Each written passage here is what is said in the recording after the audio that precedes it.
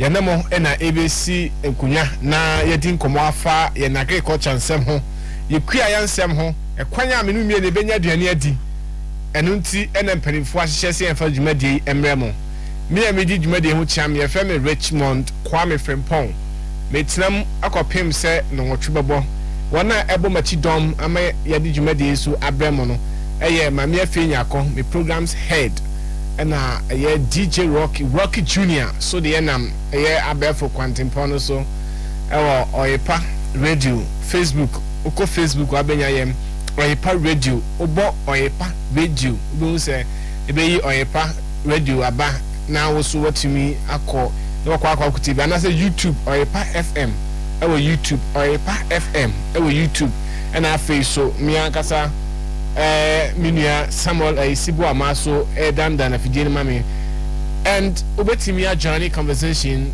o pese o de o text message and now to enkrato a obetimi dia fa homa 0268 90 9020 so 0268 90 90 so 909020 so that is 0268 909020. Me pacho text message and answer WhatsApp voice and I be to me edi afaso bra yedi dwumadi ebia na wo adwenche bi wo asembusa bi anase impo ebia wo atretene bi a person de mayen and at the same line so hia eyenimde efa agriculture ho bia wo fra e be link to the appropriate authority na also what to me and saka nimdi a wo hwe na wo de atu anamo amana boa ene ye nyina nim se ewiase ekonanim ewiase ekonanim so na enema ekonanim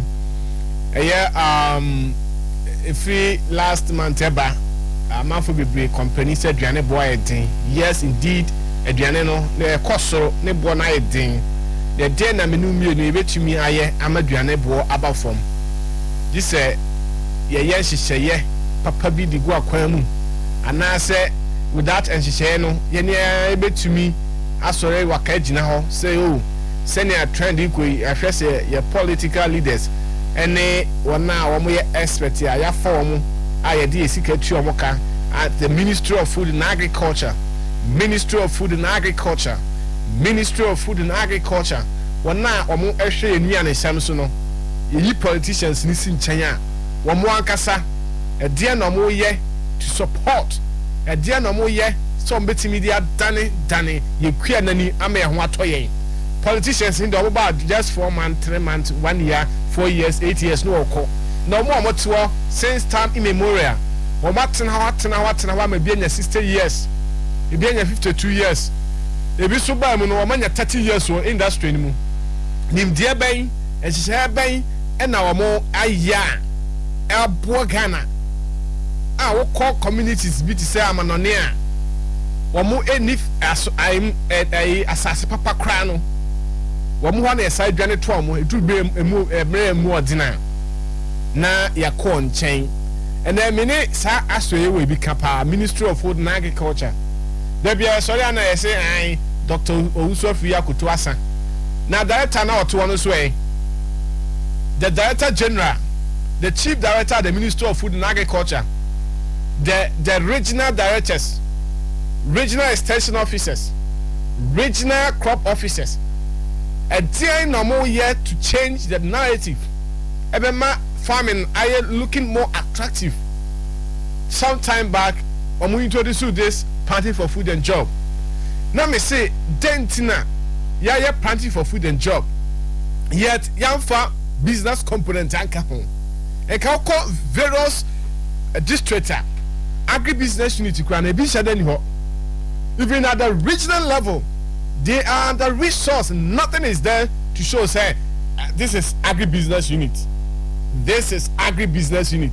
what is really there bibia shade ni ho and your creative unity no amato no mu drani your coffers yesterday many will be aiding come from one of the assemblies. One office, one office. It past 16. It will run a shift. Why? At the end of more year, 16 people but yet we don't see anything across our assembly so who share our assembly so a day na one patema wotino a day no oma creatia atimi affect you affect your life impact on your life. They now see a train common fund national term common fund national term common fund. We don't see anything. Mon really sabi you do go school say baba transa you do your director says baba transa.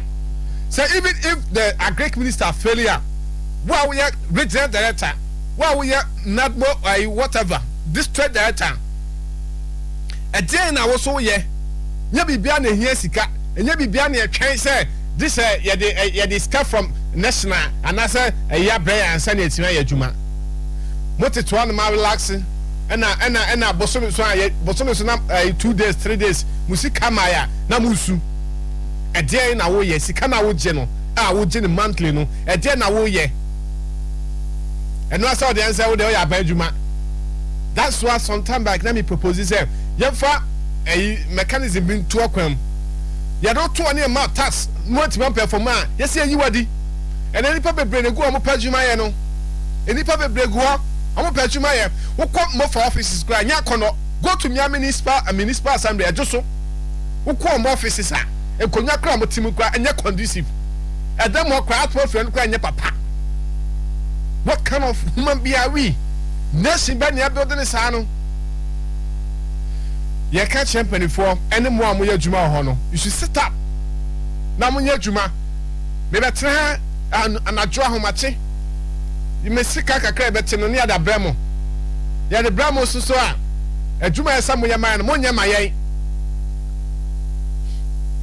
en aduane bo na ye din no aduane bo ye din na I don't expect the minister for food and agriculture say next year obabe jehao ablemu weather say ewie nsakaye ensu anto enti na ama aduane ho aye den meanwhile ye be see this na me can say saban under the Ministry of Food and Agriculture ye won hye papa bia ye see etu anamon na ka by January enka government input na ready say rain for party na sesa ye dan ensuo 24/7 ene ye farming ensuo no the last 3 years ba ensuo na sesa ensu toye no how ensuo to na sesa but the same I shall say from January February March echo next week Friday first April next week Friday 1st April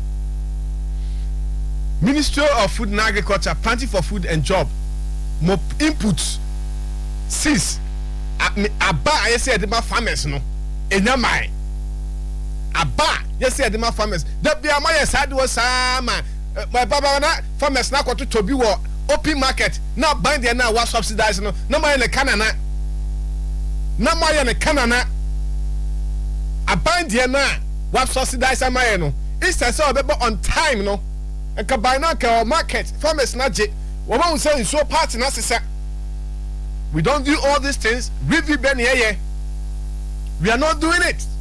And now, yet you are nekobo, Yamesubo, Yabo Yamesubo, and I so and talk, and a climate change, and at the end, the climate change in so tono, and then also here. Are you thinking outside the box? Yeah, we don't want to hear these things from the minister again. Any Bank of Ghana, no matter and the inflation is as a result of bad weather and climate change. Because of that, no, Adriana yield. Adriana do I say nya, ye to me nya. A basanane boy a ding. Let's listen to this tape from America.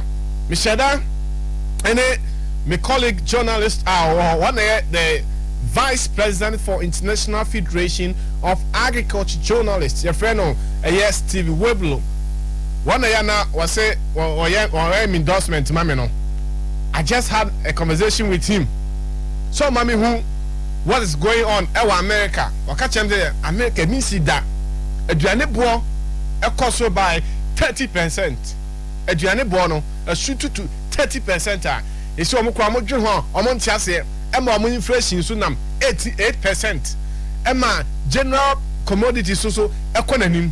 Na yentie ene ensam no miwia ameba back ne masabe bo Joe Biden, the US president.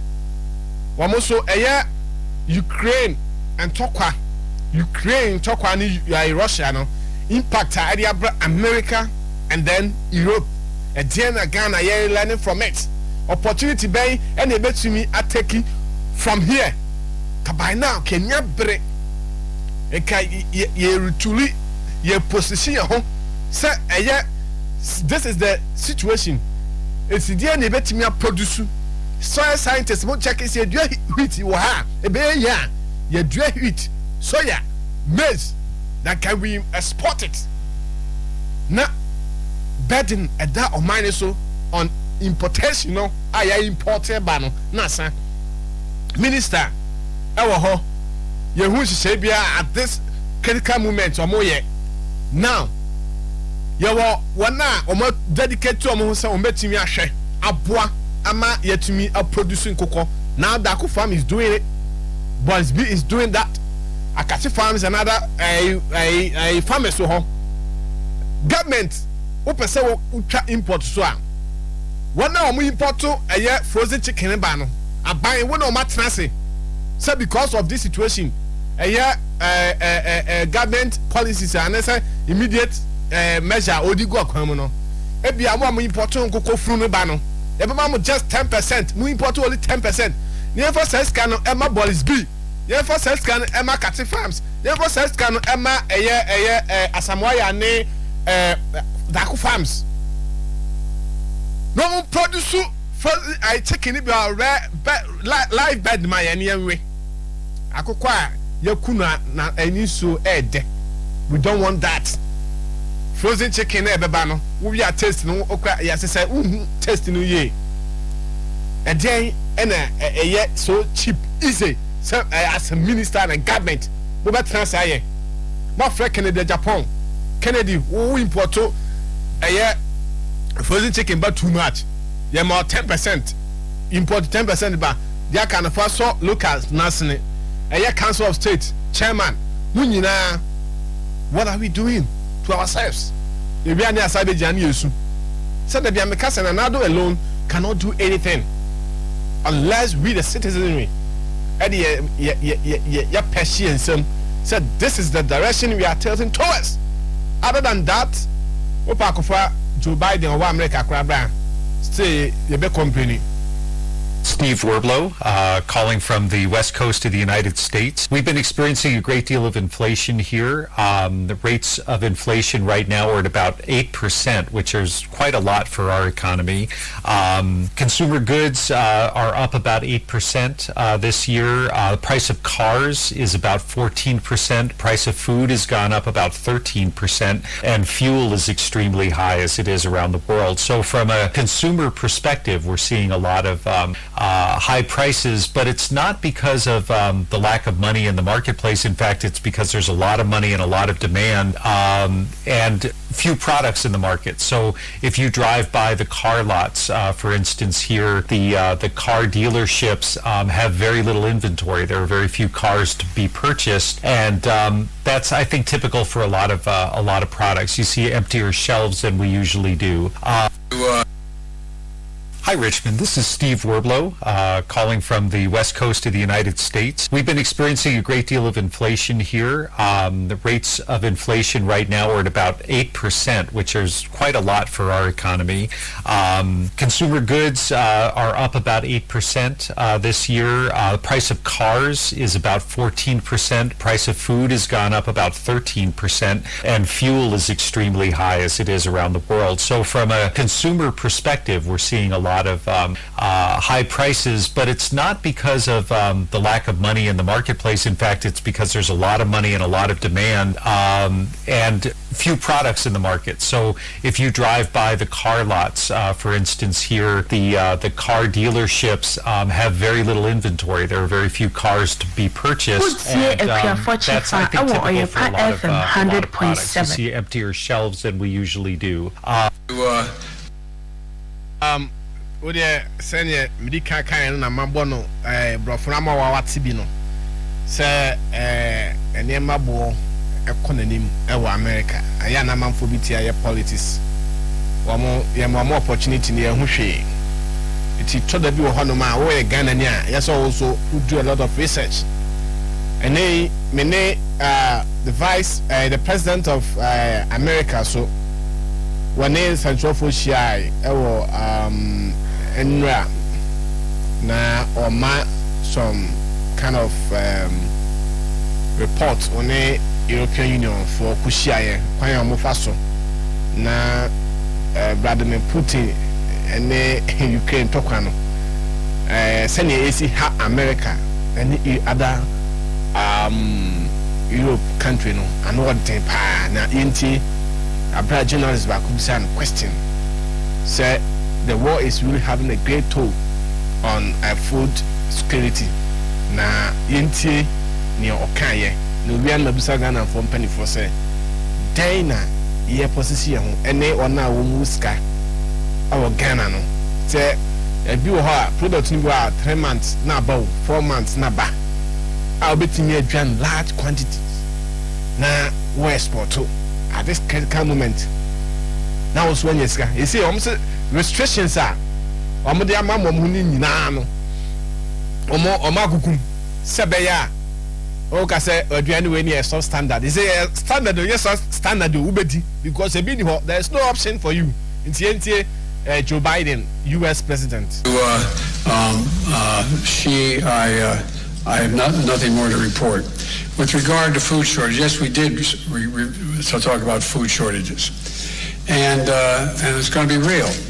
The price of these sanctions is not just imposed upon Russia. It's imposed upon an awful lot of countries as well, including European countries and our country as well. And because both Russia and Ukraine have been the breadbasket of Europe in terms of wheat, for example, just to give one example. But we had a long discussion in the G7 with with both the United States, which is a significant, the third largest producer of wheat in the world, as well as Canada, which is also a major producer. And we both talked about how we could increase and disseminate more rapidly food shortages. In addition to that, we talked about urging all the European countries and everyone else to end trade restrictions on sending limitations on sending food abroad. And so we are in the process of working out with our European friends what it would take to help alleviate the concerns relative to food shortages. We also talked about a significant major U.S. investment, among others, in terms of providing for the need for humanitarian assistance, including food, as we move forward. All right, U.S. President na yetse ne kano so the medical chemu no eno ana waka no brofo no na hene ye behwe youth summit ebaso Ghana Youth Agriculture Summit ebaso ewo Kwame Nkrumah University of Science and Technology for mo in some whole Kwame Nkrumah University of Science and Technology for na aho ena dwumadie no ebeba so ye pe obibese answer today's issues ebeko so ewo agriculture space I person mabuno ebipa mu no na ena nwumre papa panyini ba ko abeka me sawa ha last week yane ne bo nkomo na nkomo no yanwie ene ede share na se na yebesa atoa so na yahwe akwansidie no nyina kwan be so na woyiye firi ho anaso won so be ye de amafo ye ni bia ewia na yakofie ni akwakoda na ye twense eye NGO fo no sabe free bi mse magiska na ye nkoye program foforo and Pastor Evans Che Mensa Pastor Che Mensa ono founder Emma Agowa Foundation Agowa Ghana and also founder and general overseer Emma Good Hope chapel eno ewo Santase opposite Matters of Uganda school no honum na. And then on akofa sa dwumadi aba your friend no Ghana Youth Agriculture Summit. Na before obebam no dwumekwa omaso ya semedi dwumadi ebremo no Tisengov Ghana Limited. Tisengov Ghana Limited. Everything agriculture. Tisengov Ghana Limited. Tisengov Ghana Limited. Ena edesa dwumadi omaso emu a yede ebremo. Enyo mo anka bia nanka yentumi arane. Ena afi so Bosheba Electricals. Bosheba Electricals. And Kenya headquarters ever do the be our pay from Ibuti. Pastor Majoy. Yeah, Honorable Richmond Frimpong. Let us say about the other word that tell me now. Bibi cost to fear call. Oh, Nyamiandanuma. And your birthday. It's happy belated birthday. Medasi. Nyame entonkwam na montetre washim.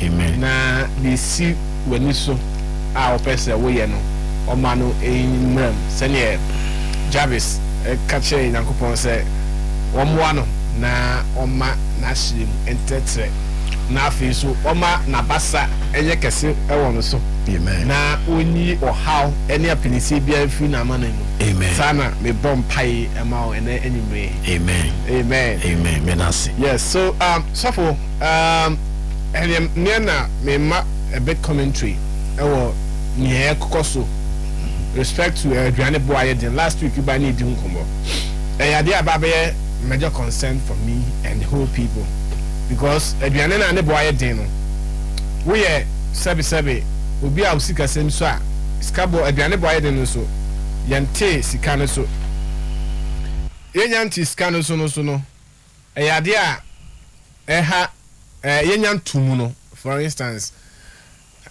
yentu pemu a na aduane bo akosoro a ka sika so kosoro a imagine so ye Kristo ni gwa hwe a ebe ma wo akoye jigogo movement bi how so beti mara survival because e bi kra na yentumu no na one day kra no o struggle and send when aduane adi na aduane bo no ehuru jump the last time na me ka say aduane we gobe and I say gabins there is a what in the 2 cities no at first 50 pesos and near massisan a better na me or more di gabins omo complaining say gabins grab widen who produce banchi who 500 acre ewo banchi. What is influencing all these things? I'm a bunch of boy. Akosura and I said, one more tona na umaseda imiaye sebea aban hu be Yo, Honorable Medawasi, I think say food prices and they are ne bon air cost ne they can only no. I think infant is number one.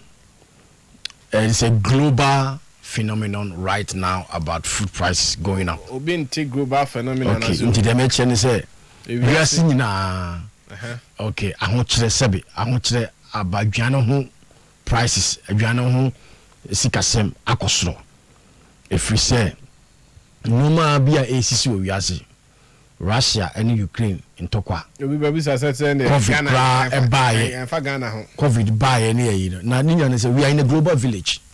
And you know whatever affect the be two could be no because we are unfound but indirectly and also affect you.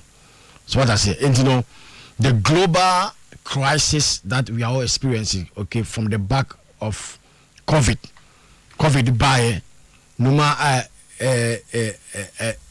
ejinaya na enko nyina mbekeka ho saa na eden abesi bebia wo yabesi entino me pese nyina ya ti ase se no mana esisi no okay it has different perspective and impacts and causes ebi ekosobim ne bi akosobim ebi ekosobim saa na bedru baby ya be doing.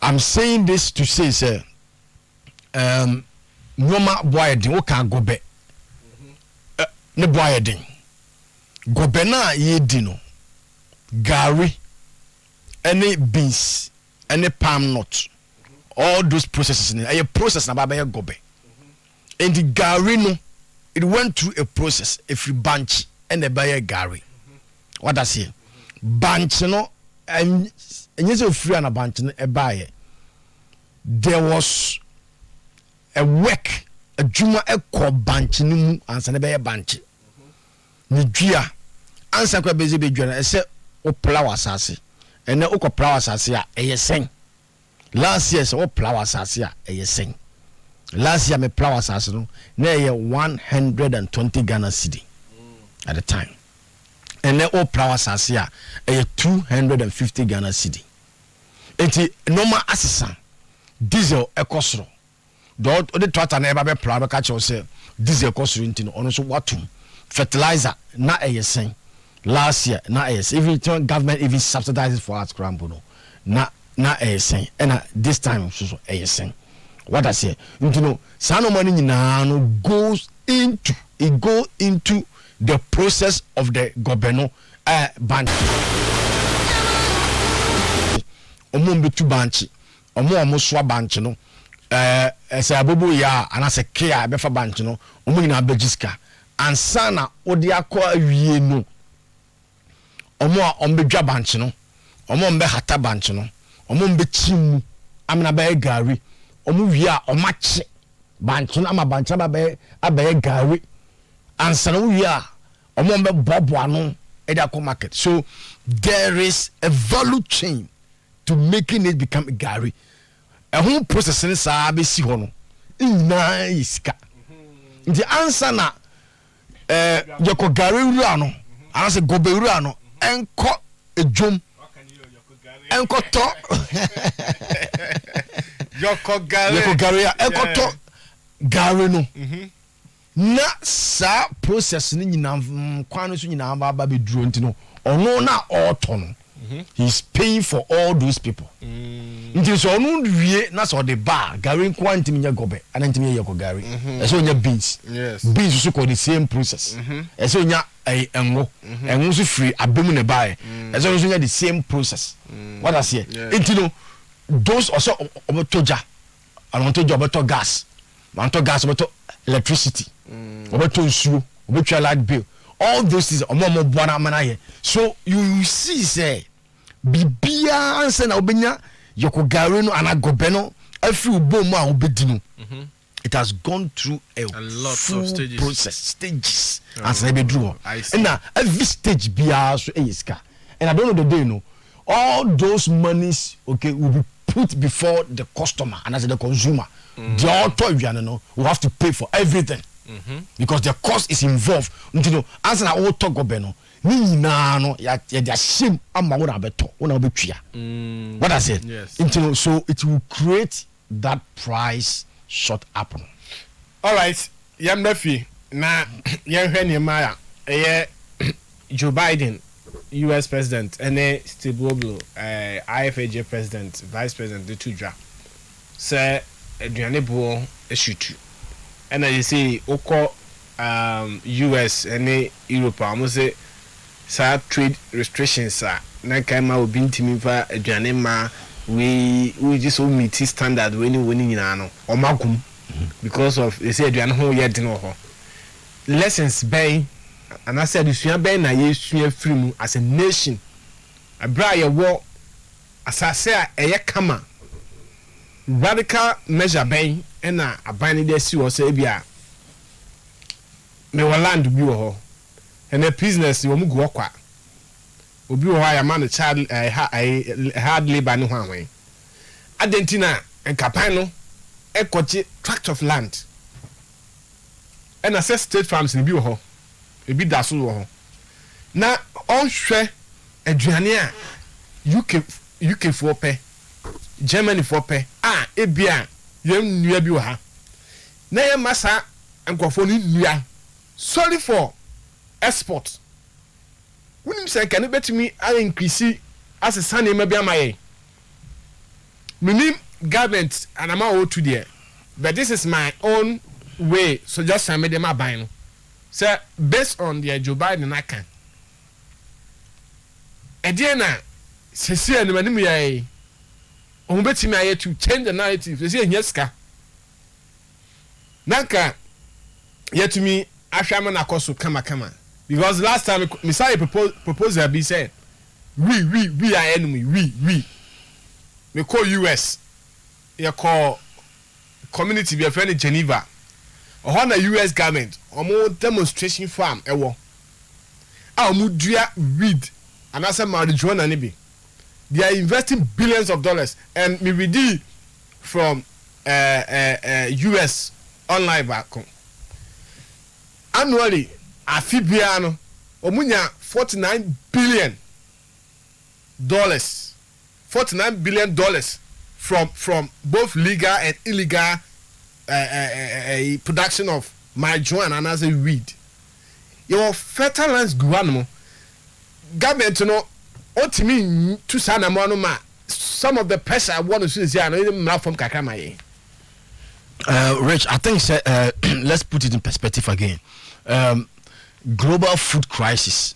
Okay, what is the government action towards it? Yes. Let me feel say this conversation must start from somewhere. And it's starting where? Very good. All the stakeholders, not only government, stakeholders will be minu and I can watch me. Immediate measures there. I think the government should be able to do it. But let's look at the long term because say I'm sure long term jumano any ya dwani diemu any ya pomu di ho asem ni nyina no fra dwani mu.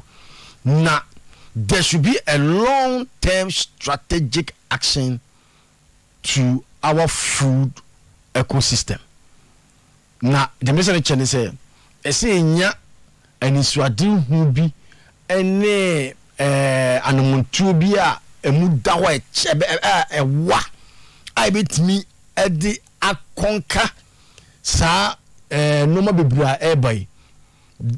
Okay, FAO report as I just said, the agriculture organization FAO, the food crisis that is coming right now, no, we have over 690 million people who are going to be malnourished and starved. When I say what that omo mu ni di doso omo mu nya dwani Ghana ha no ma omo mu ni di omo doso it is likely to hit 1 billion in the coming year, between this year and next year. It's like so it's telling you say there is a looming global food crisis, hunger there are a lot of things you can do. You can't even think. Affecting productivity. Yes. Exactly. What I say? Food is one of the critical national security issue. I say Entina, honorable. Yeah, cassette. There must be a long-term strategy to solving it. Some policies needed is there. What I say? You're one of the finest policies of the Ministry of Food and Agriculture. But how is it? A human behavioral issue. I don't know if you want. Number one, a behavioral. Number two, a mindset. Number three, a certain indices. We don't have many fees. There must be a concerted, conviction. Say, you person solve this issue, this problem. Me na ye two anamon na ye solve. Me fa blame Emma current government. Me fa blame Emma previous government. I will give the blame to every Ghanaian.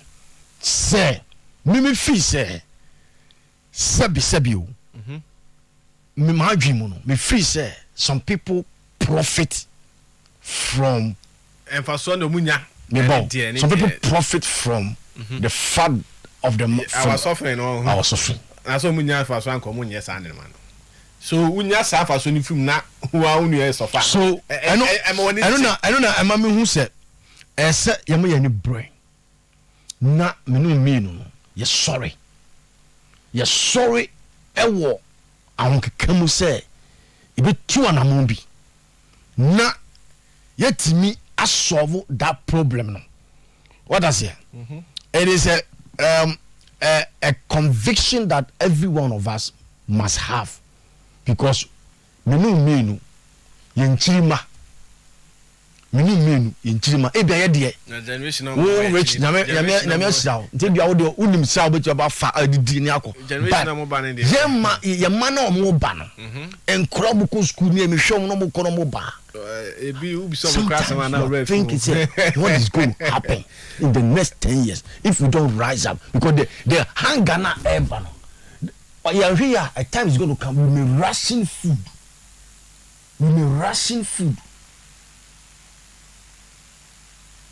We have to rise up right now to this issue. America was. When I saw rise up, also what the kind, what 500-acre land, we be processing in Aka home, and then platform be a conversation also. Ghana Chamber of Agribusiness, and I must say one of the as usual politicians yeah will be say a crowd to a Katababa, and I heated argument for platforms, and I'm saying there be a heated argument. But most can we are not investing. Me were willing say commit my BB. I may change BB. But me capacity ni no. Ebi am about chese boame no. The banks are also not willing to support the youth. I don't believe say Ghana import cassava. Finished product. Cassava derivatives. Yeah. Cassava derivatives. Yes. That means cassava based processed products. Yes. And we import here. Everybody say starch. Everybody say ethanol. Everybody say maltodextrin. Everybody say flour. All those things. But see, here is the point. Argentina would you have 500 hectares? Here is the point. Very good. Here is the point. The argument I am making, say, okay, we can create cassava industrialization in Ghana. Every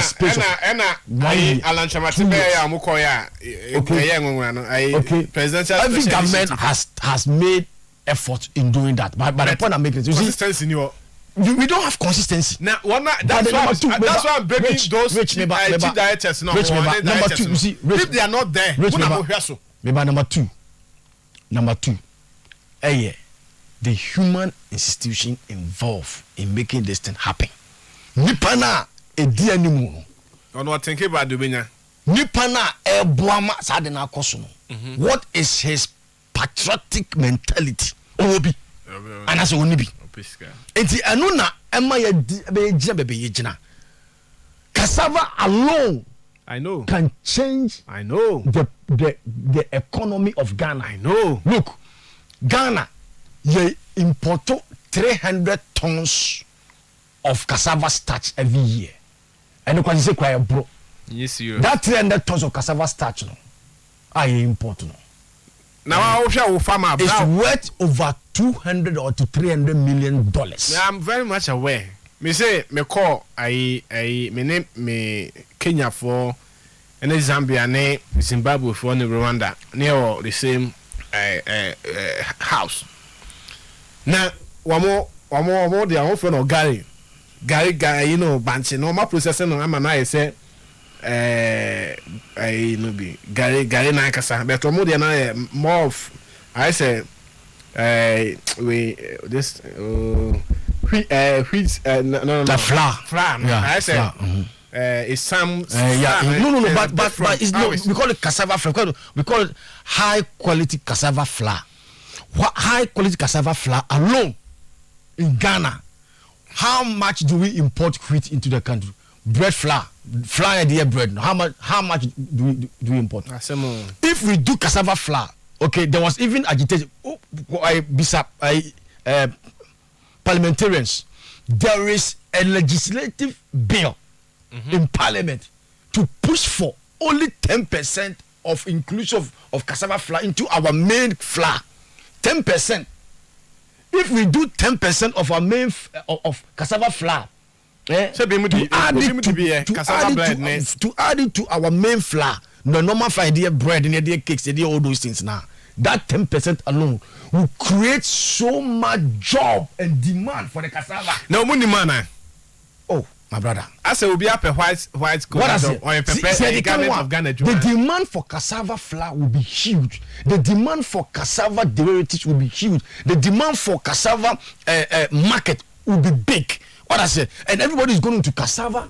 That one alone will change the trajectory of our economy, our food economy. The American say the solutions are here.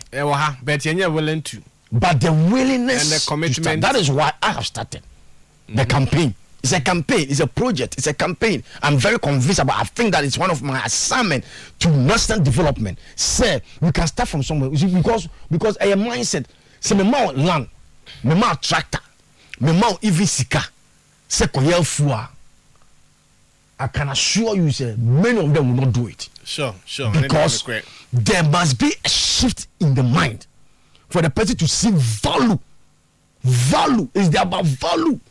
Because if you don't see the value, no matter how you are being pushed into it, say ye pure circle. I say chinchina come. Now, so for the me pese ye when say one say a panel of policy be ma yes free zone for and other national some ye juma wa you more some kind of tax holidays. Then tina government of Ghana since I know who chiro o masa Ghanaian companies no be tax holiday na almost set up factories wo pay no amon fa enipa omo fa nipa nya den a mutua what do you call it salary now obenya durable some taxes be from and nipa no me fa product no kono okoton a obetuma durable some taxes be from adentina ye de ma only foreign nationals no mu wia no dem sika no kono mo sare kwakwa na o ma sa asesa into omo currency no na da bia edwani ye na ye ho kire. What is so difficult in this? And abandon to me when Emma more, for instance, who set up your processing party, like a band, but so when you taxing therefore, I know that those people under 1D, 1F may be enjoying, but one of those who are not getting access or more mini pabia or person obey boats nibuaha, yet the documents na come a year 1D, 1F secretariat. Send and I channel I don't know. Oh, Fred. Mama no done na gifty honorable gifty kunadu one man answer papa bia and the guys are willing and able say omo betimi produce ade no na Ghana kuma ombe so mbe no na me ledu omo kwara for asase awo onwene dwabe ho no na wana ba be industrial hub omo produce sa boats ni bi e de ama West Africa. Can't government do that? Say, well, it's our tax holidays. No, yibi, no other man. One more willing and able, committed people to do it. Well, maybe say these are questions that are for the politician to answer. Not the politician. But maybe say, we can make our country prosperous and better. But what I say, what the internet want to me any tax on increase. That's the issue. When you have done the same thing for other people. I'm enjoying. What they are enjoying, and then they move their monies. You know the reason why Scano, you see, Scano is between January and March. You know, is when they've made their profit, declared their dividends, and they are moving their monies. So as they are moving their monies, you know, almost into dollars. It brings too much pressure on our monies. What is on the city? But going forward now, Mimi Free said, long-term development plan for agriculture. Starting with the youth as the center stage at the center stage. Almost start TV. Your friend Metasip and a FactSip. Now, second phase, we did executive seminar. Say, Omanya. Sika implemented the first phase of the policy document, and even as of the timer, any started here and any about 2014, who see was a communication for agriculture. Now, Metasip fax that you develop policy NATO. A long term, next 2020. You see, the problem is that sometimes we put square pegs in round holes. Who are those square pegs? Okay, meaning say, the right people, okay, to drive the right policies, we don't give it to them. That's my personal view. That's my personal view. The right people to drive it, we don't give it to them. Because Dr. Napoko education, no any educationist. No, but he was able to perform. I'm not actually educationist. I'm not even actually talking about qualification or in terms of expertise or whatever. Okay, because those things are things. They say by all means you should have it. I'm looking at people who have passion and conviction for what they are doing. Okay. Because two baby. Now he doesn't have passion for it. It will die. He doesn't see the need. Say me who read him. Let me make sure say that I don't know a society to it logical conclusion. It will die on its own. Look, there is a saying say, don't feed what you don't want it to live. At the end, you don't feed it, will die per time. It will die a natural death per time. What I say. So we have to get the right people with the right passion, with the right conviction, who see the value in the position to drive it. Otherwise, it will die a natural death, and that's what we are seeing all around us. That's what I'm saying. So, honorable, say you take your time and look at the way the agriculture sector is handled, the agribusiness value chain, our food system is handled in this country. A time is going to come we will ration for food. All right, we ration for food. Pastor Evans Mesa ene yene no etwen komo ewo Ekuafo Chefa dwumadie so ewo yepa 100.7 FM. Ugusu 8 Ekuafo Chefa sabre ewo oyepa 100.7 FM.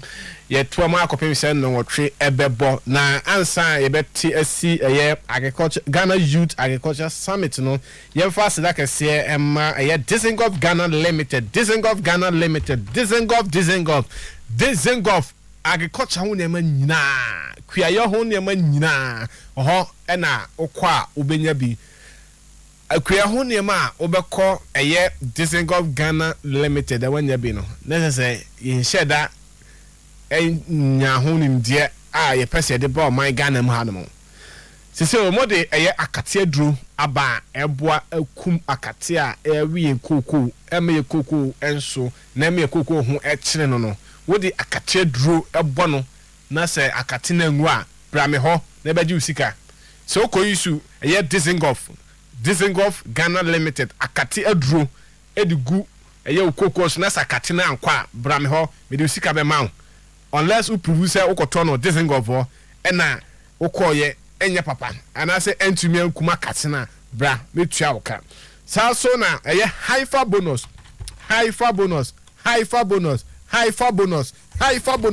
say mo amani tua say fertilizer no ho fertilizer ho ayedin and oko Disengov Ghana Limited am the haifa bonus aba haifa bonus no inorganic fertilizer ni bi fet ankasa abubaba ni bi mo amapa abubaba no mo ko hono mo nam ko jibia mo de gumu no ba ya no abra obehya se adua na wodua na wokọ na 3 stages na measure the quantity yes udi gusu a abema no ba ya no asodo so aye kama prom na woso watimi ama no ba ya na abọ wanya bebre oso na ekomo a epese bai no woso watimi aboa Ghana ama oso watimi didi eno high for bono and a victory so make us say victory so organic fertilizer on a liquid one bia and also boyen say minister say you use more of organic fertilizer you use more organic there and na compare victory Disengov Ghana Limited e dey badwaso and afi jato machine no draw say wo person will spray o no buy any so sa machine bi and now betumi e dey aye one of the best machine quality papa and standard ne high no and say e ma on fan come mechanic we be 2 days bi akọ boss play we this what the show wachi esaba kumase na be mechanic sem Dizengoff Ghana Limited the man there genuine because Israelis for and iron so and omodi Eva tomatoes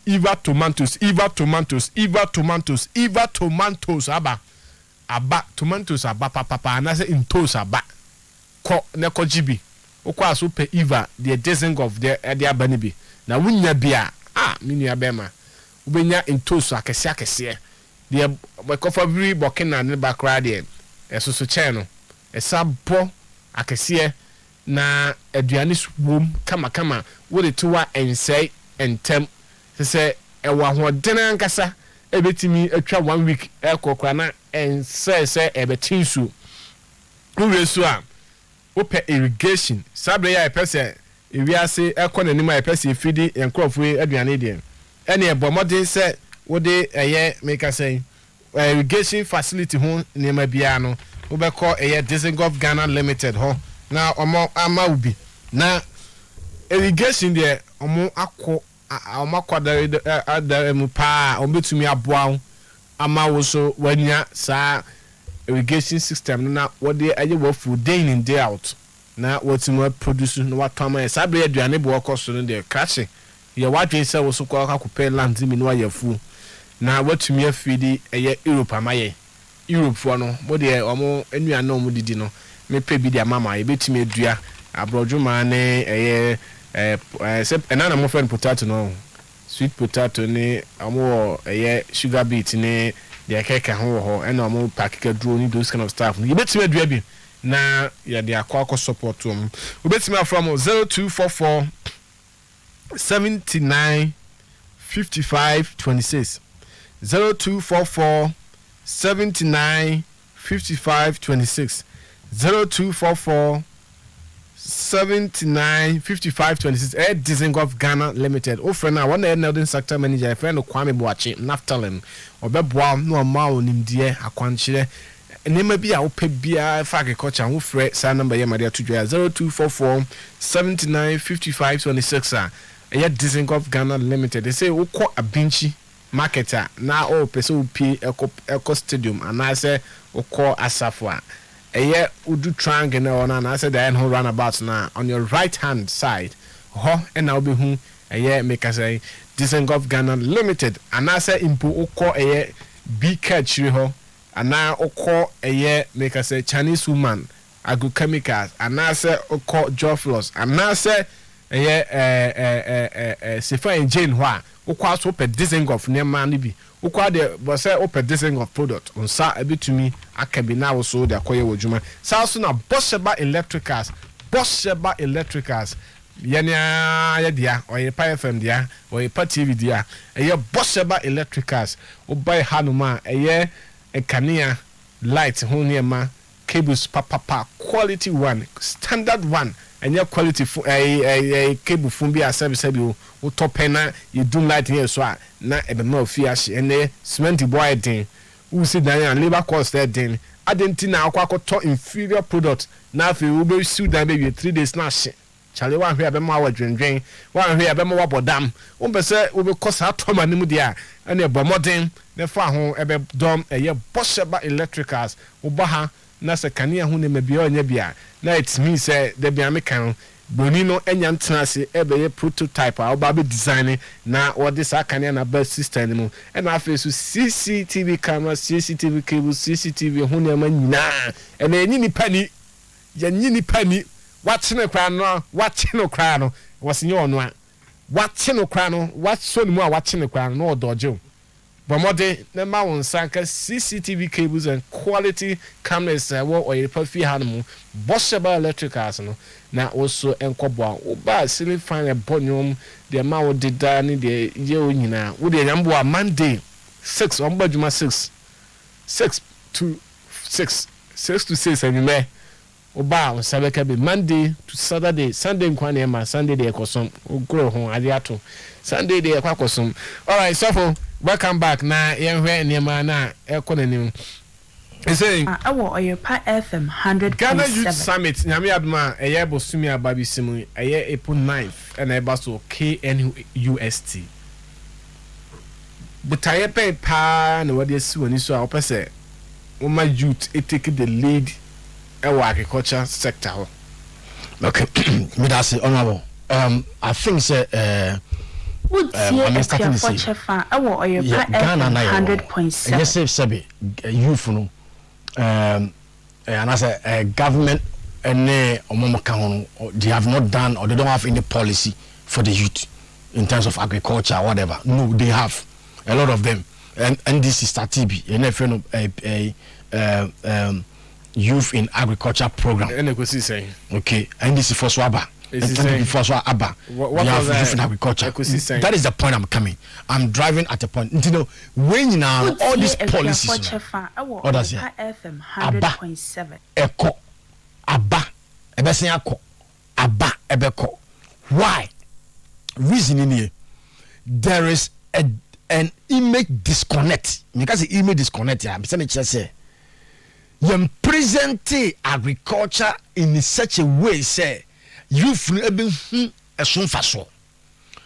But me team beam. You present agriculture in such a way, say youth no been who say agriculture no a part and parcel of my life. And when him say I'm even told say even agriculture component in the integrated science and I'm saying so it start from there. It start from there. Now when him say almost US it's almost basic school no well and I kindergarten and they start say the agriculture so what I'm saying is that if we are going to get our young people into the agriculture so we have a agri on be food and you know I'm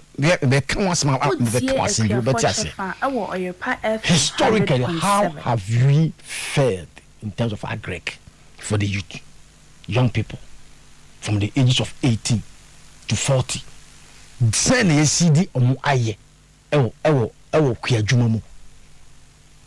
How has the image been presented to them? Ofre Krasia or Bano, Eba Kunu, Oko School. When you dear papa and the mammy, I go to Okuyayemu. What vows a Kuyajuma de onye bida. Because when you dear mammy, papa, I go to. Oh, you can back on your skin. What I say? These are all image. These are the image.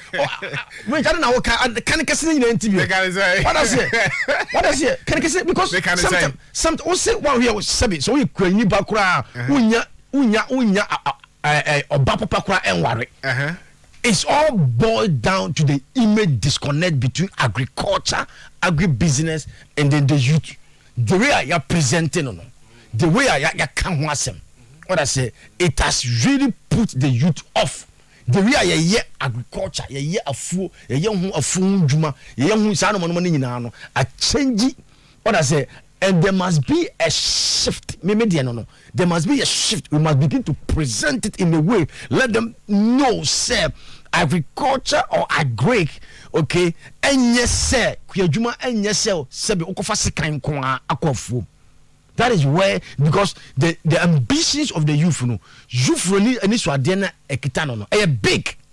And they are big into know how do we feel that ambition to get them into this area to make sure say on also so no urban who say one of the biggest space to be affiliate in or be agribusiness, agriculture, its value chain, and all the things that is related to it. Mameka some chrom. Obi sorry a oko school. Obi say, "Dear na unyina opese wo ye." Obeka say me pese me ye doctor. Yes. Dear na unyina opese wo ye, pese me ye lawyer. Dear na unyina opese wo ye, pese me ye soldier. Me pese me ye engineer. But don't be that. Yes. You nyina ye ko ye tama ye nkwa. Mo kasa se me ombisa ye ka bibisa. What I say? But dientina obianwa akora bianwa mabisa yanase matise okaze me wia na se me nyia me pese me ye kuyani. It's because of the way we have presented it, the way we have presented a kuyafo. How are you going to change that now? Meba Because there's a structure. They've seen it, how doctors present themselves. They've seen how they are honored. They've seen the value to becoming a doctor. And somebody can also go to university. Or what university, no? Or what secondary school, no? Or what polytechnic, no? Or what technical school, no? Or what baby or biana or school, no? The vision and ambition in life, and they say, me pese me via school me beye kuyani. Who the my fa e been to the okay so you call Holland. You call one farmer ni farms. Who the okay. Was say obi university no. Why you not say not or qualified to be in every sector within the Holland economy no. Was say no me ba be farm. And why was so a farm no crano. One day I'm not for the Yamofi or be a free range. Your person anyway, and Sagan Hanama, one of Crajuma, person, this is a win. One of Quayana, you provide all the necessary Ainumano, and now he's one of the biggest a farmer, our war, a Hollander, Ofidi or more. That's it. No, was it when who does say will be invested by a farmer? So the next billionaires and millionaires, okay, of the next generation. That's some of the will not be from the oil and from the mining. They will be from farmers. They will be from the farm. They will be farmers. When I talk about farmers, I'm talking about people who are working in the agriculture space. Now, let me explain. Let me explain. People think say so you Kuania. This is okitasikan ewa fum kwa. No, technology has come. It has changed the narrative and the dynamics of agriculture. What I say, drones. Using drones to even check productivity level. A part of agriculture. Drones now. And the drones in the Quakudia body and there are machines, mechanizations. I had the year Juma ultimate by a full any ultimate robots. Then one echo. Mouse a China. Then one echo was our system. And one echo avia. And one amount capital intensive, but we must start from somewhere. Where we must start from the baby. I'm coming to see. Baby, we must begin to now drive the narrative, drive the conversation very strongly, and position the image. Say, agree, no, and a fool, no, kuya jumano, and you for sebi a young fool. Number two, a kuya juma, and you for drop out people. And yet for drop out, say school or adwuma, or you may be adwuma bi ayentin mekoyafo. No, it is a career path somebody can take. A career path. Say mako school, me this I didn't say me pese me ye kuyani. That is where it must start from. Baby I say akura ko school na ye panasina or so kura kodo. It must stop today. From today it must stop. These are all the things that feed into the image disconnect. Because who are there now? Times of Okoyafu. I didn't have punish across Uncle say because farming is a career, it's a business, a career. Nah, me per se obibia. And me a shuffle. I'm catch my man say. So what Tiana's own Jumania? Una person near Jumani. Chebia, a Jumano open or pay a buy Juma. There are farms, we can do farms. Let's come together. Money akwaku mumum ye farm 1 acre 1 plot start vegetables so tomatoes ye import free Burkina Faso $170 million every year. $170 million. Yeah, aware of it every year. Then as poultry extra poultry in chicken $300 million. Send now, you say I lazy. You pay onion, Jenny, you defini eba $99 million. Wouldn't say me well a story be a met in the next week. Fish, tilapia, any fish, any kikamu, you defini eba $150 million. The space is big. It make the mechanic no mechanic say. Ghana Youth Agriculture Summit now yeah the ban okay you then the best sound opinion as son say you start say yeah can was will be our business to be an air fool challenges I will go to. There are serious challenges and we'll deal with it maybe some other time. There, but say government people now, they should tell us their policy. And you see, it's not only just a talk and speeches and pronouncement. Many abra. The main kind of say we are transitioning. We are transitioning them. Okay, from just hearing the message into actual practicality. Yes, because we are and we are going to monitor their team on ground. Exactly. Let me show you something. Look, the main kind of say, when I say they are Ghana, we have arable lands. And then I'm okay university because students, one of the student class by community students, almost about 200 students, and I may catch up about this program. Everybody should be there. And I must say, Nebenya Sassi when what I'm catching will say, when they were here, of fear him fee, I want a class, almost half of the class come from royal family or something connected to royal family. A bimmy I am from a bimmy a bimu free I they are coming from villages that have they are connected. Bimko timidi in a dachi. And I'm going to say, Mukamoti, a bimutimi day in a Dutch. Argentina, Unco, Cecilia Muntimu up, block farming, cluster farming, group farming. Unco G 1 acre, 2 acre, 3 acre, 4 acre. No more starting, baby.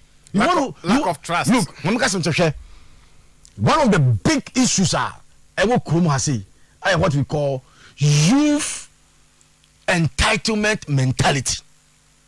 Office say once I did my baby arsenal, once I had to about mound.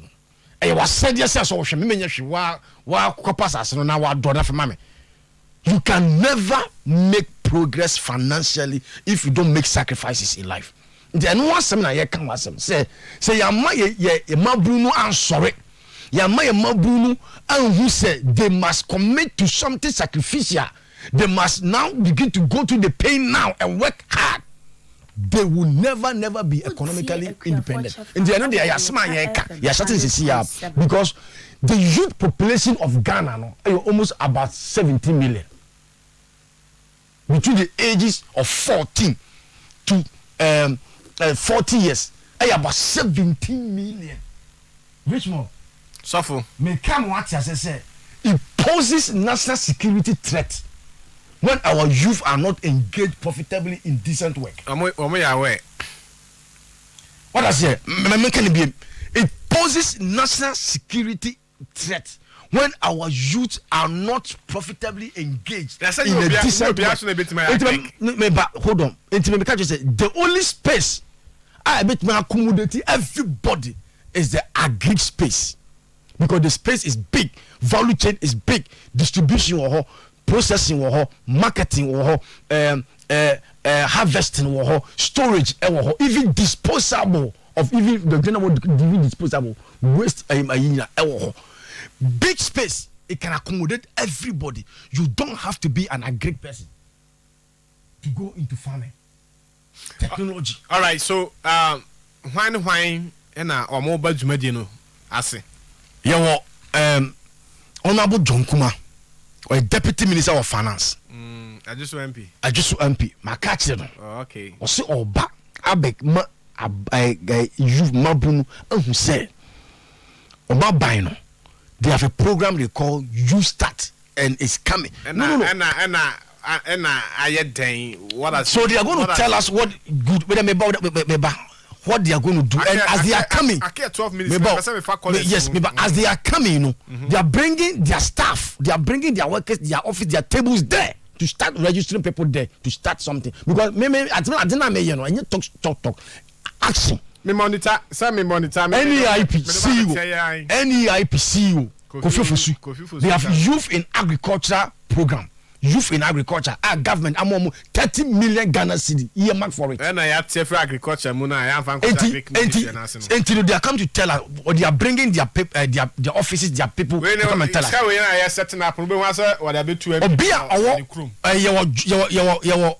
Dominic Oduro, I met him in US recently.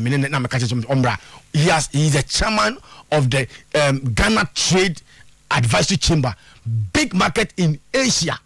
about agri-food, will be agriculture, big market everywhere. He's going to facilitate that. Go because me baby I'm a tono. Say me dua bancha, me tono whatever. By the Ghana, by the US. But I'm telling you, honorable, I'm telling you, say even the local market alone can absorb everything. It is time for the youth. It is time for everybody to rise up. Say we have to do something for our nation. It is my commitment to national development. What I say, I'm not a politician. I am a pastor, and you know it. Yes. It is my personal commitment to make sure that I'm galvanizing and mobilizing over 1 million youth across the country. When you can use if you can call Sunyan, if you call Tamale, if you Tamale, who you all the system. It's a Ghana agenda. And I think that rural community to mobilizing over 1 million youth towards positive action in developing our agriculture sector. Now, driven rural areas, no any means driven by technology. Means of support to be and then I'm also. That is why we are bringing these government people. They are going to support them. Government people, they are there. We are going to support. Look, Do you trust them? I trust myself. But in turn, trust them. I trust myself by bringing them, making sure that they do the work that they've said they are going to do. Because someone can be brave. Me say, who can send this started? Me say, Richmond. Me say, I trust the assignment. I trust the assignment that I am pursuing. I don't just get up and do things. Those who know me. This is something that is going to be a game changer in our country. Okay. Mr. Senya, nyabote mefa ye be phone call no. Etino yemma ye ho kwan on the 9th Ghana for be answer yembra KY3FA Engineering Auditorium Ghana Youth Agriculture Summit. Now people are going to be giving me maybe or ade so let me say oni we so e friend no from power na Dr. Carol Sewa Donko. Okay. Former parliamentary candidate or CEO and national coordinator for national alternative alleviation livelihood program against illegal mining. Or say or ma youth for ERBA program national over 100,000 seedlings of palm nuts. Everybody is ready to go into it. All right. For number 2 Jamame na me be say fa callers kakra. O de baby anama do number na 2 Jam. What's that? Me say me ka say wa person who submission be obetima de message aba. Before then, my may activate phone lines 0322494401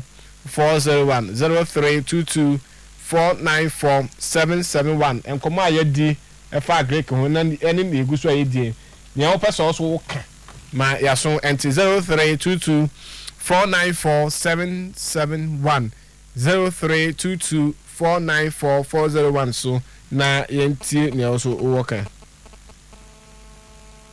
Hey, Mayra Obi. Okay. Hello, good evening.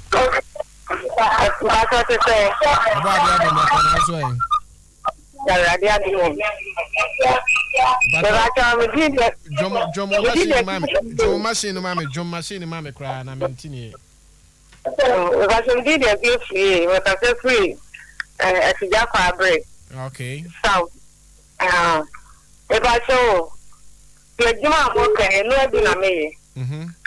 Now, a Mobia Emma, they say, a figure for North and South. Yeah, per one district, one factory. Yeah, government assign my so as at now, you know, to be and so MY.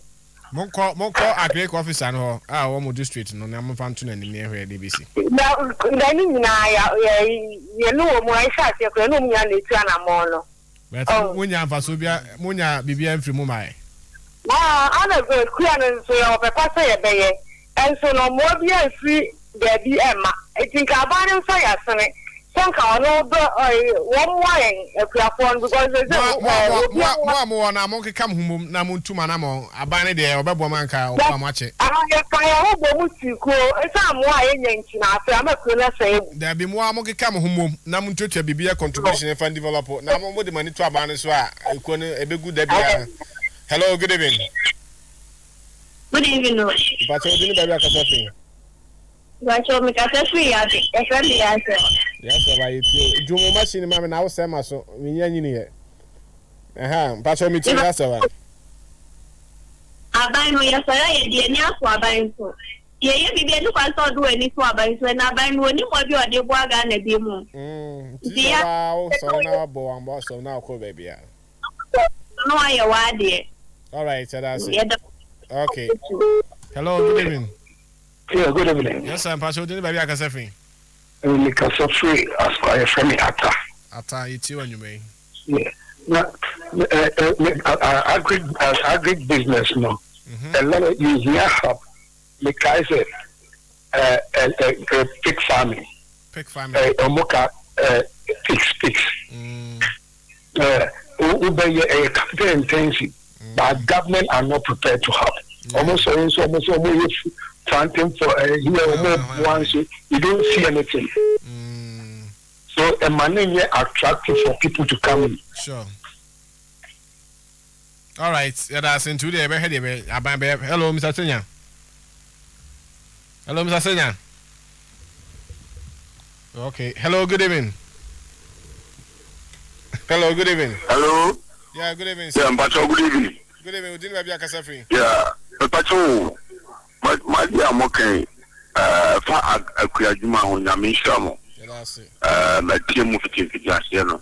Now, problem, you want to say, you will pass your bay fool. Yeah, Yamabuno. Now, Sasukra, Ubinya. And see another. Ubinya, Sasia, Gosokrano. And also, Yasam. And then, to the beer. Adriania will be crap, which is said, we never abandoned him. Let's let them more kind of think of banks, you know. Or so, actually, I buy no as you free. I am fully doing some normal farmer, and no good on me willing, sir. Or do a fool, maybe an ambulance, and but the Cobasa, sir, you can only say, yes, I over there was our cook discover what I could pass, I say, you queer. But that's it. That's the pan, Yamisha. Hello, good evening. Hello, good evening. Oh, sorry, my manager just watching. I mean, I don't see why I may tape my name. Oh, sorry. Hello, I didn't know. Okay. All right.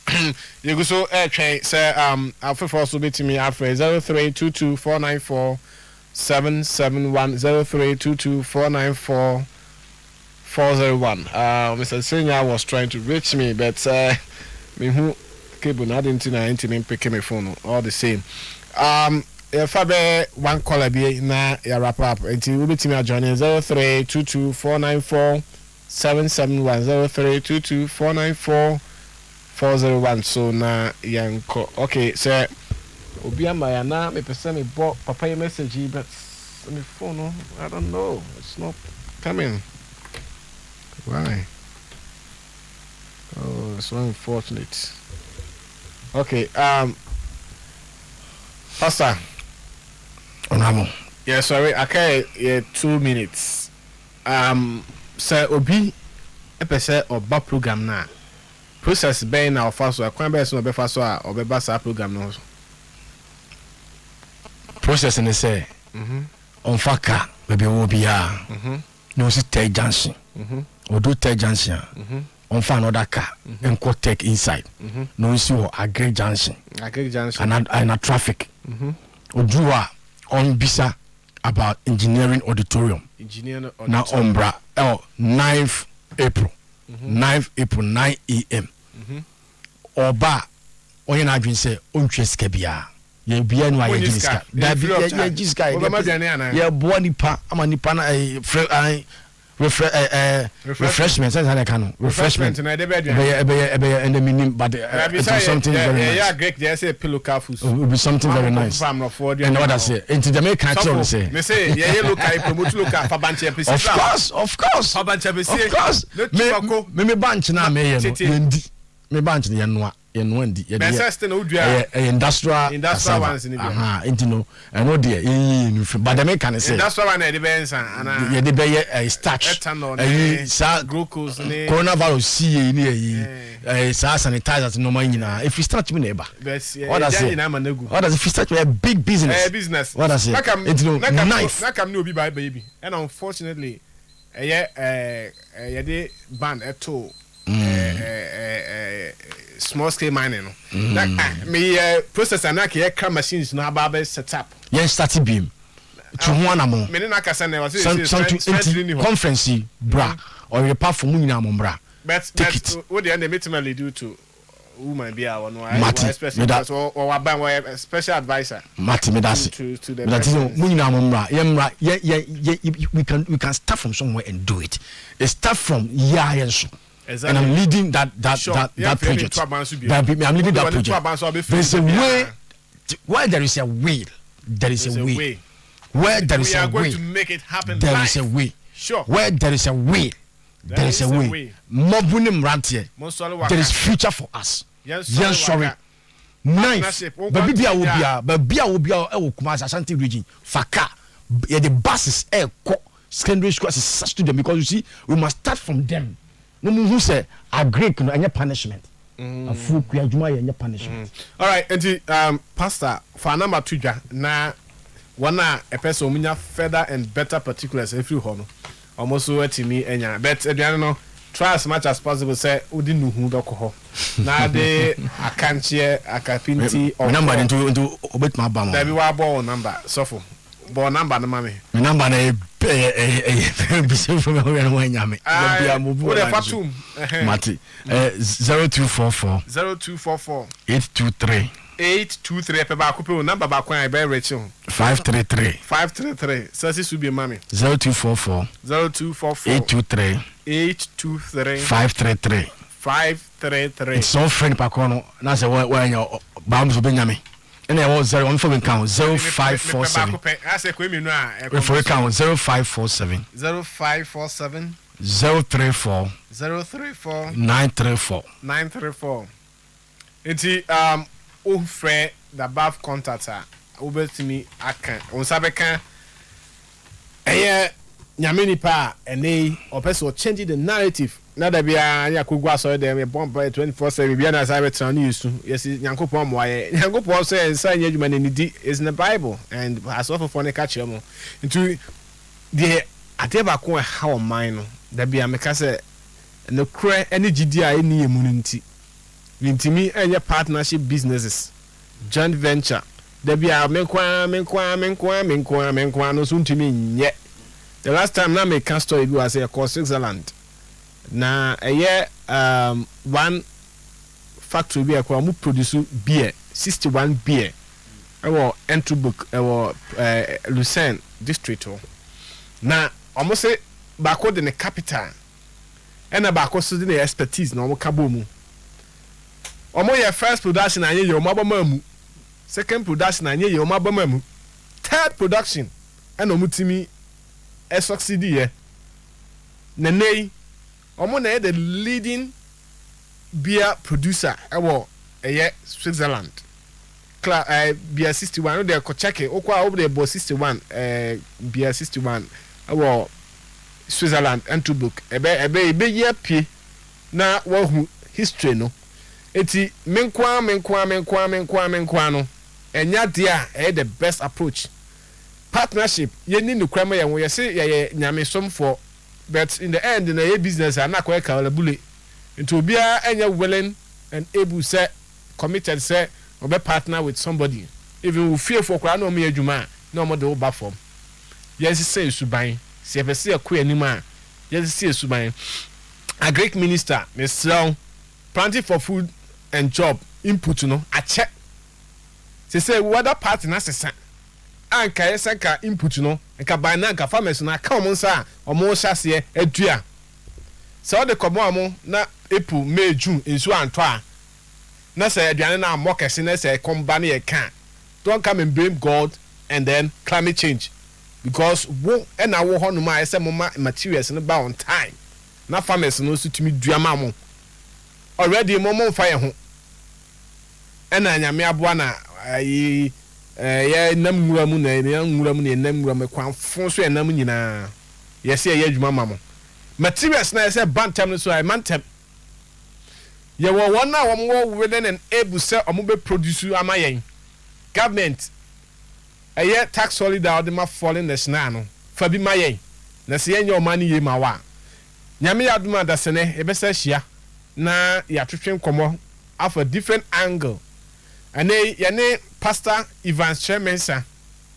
where you see woman agri wealth and also the founder and general overseer Emma Good Hope Chapel was Santa's opposite matters of Uganda okohonuma also ubetumi enya nimdie bia opebia na wade aboa wa agriculture honsem over 500-acre land a wadua so banche